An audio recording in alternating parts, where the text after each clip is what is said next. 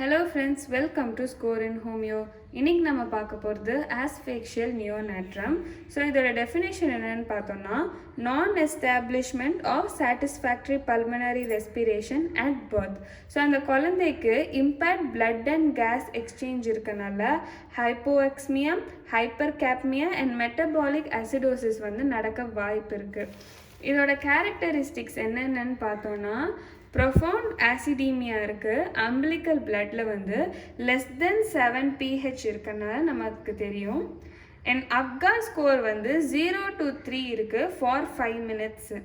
Neurological manifestation வந்து ஹைப்போட்டோனியா, coma and scissors வந்து form ஆகுது பேபிக்கு. மல்டி ஆர்கன் சிஸ்டம் டிஸ்ஃபங்க்ஷனும் இதோட ஒரு கேரக்டரிஸ்டிக். இப்போ இது எதனாலலாம் வரும்ன்ற எட்டியாலஜி பார்த்தோன்னா maternal factors first hypertension, diabetes mellitus, vascular abnormalities ஏதாச்சும் இருந்தால் இல்லைன்னா ட்ரக்ஸ்னால வரலாம். செகண்ட் வந்து placental factors, abnormal placentation, abortion and இன்ஃப்ராக்ஷன்னால வரலாம். பிளசண்டாவில் வர problems, uterine rupture, malpresentation and ப்ரீச்னால வரலாம். Umbilical cord accidents, prolapse, enlargement, umbilical vessel அப்நார்மாலிட்டிஸ்னாலேயும் வரலாம். ஃபீட்டல் ஃபேக்டர்ஸ் என்னன்னு பார்த்தோன்னா அனிமியா, இன்ஃபெக்ஷன் அண்ட் ஹைட்ராப்ஸ்னால. Neonatal factors cyanotic congenital heart diseases வந்து பேபிக்கு இருந்துச்சுன்னா. இப்போ இதை நம்ம எப்படி கண்டுபிடிக்கணும்னா அப்கார் ஸ்கோர் வழியாக தான் கண்டுபிடிக்கணும். So Apgar stands for appearance, pulse, grimace, activity and respiration.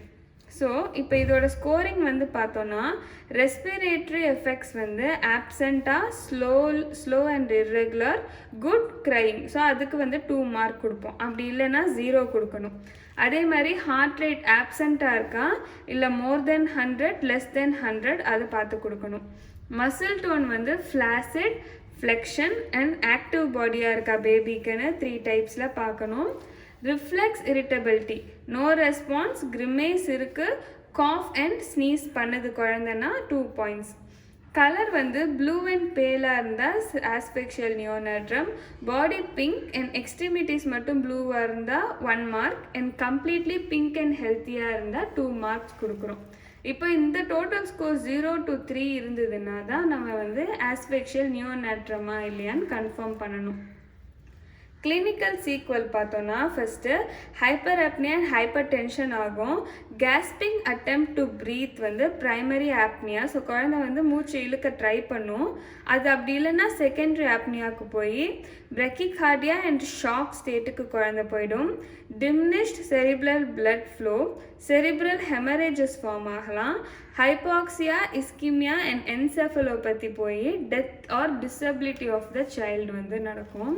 இதுக்கு வந்து நம்ம என்ன லேப் அனுப்பலாம்னா electroencephalography, CT, USG, MRI இதுக்கெல்லாம் நம்ம அமைச்சு நம்ம பார்க்கலாம்.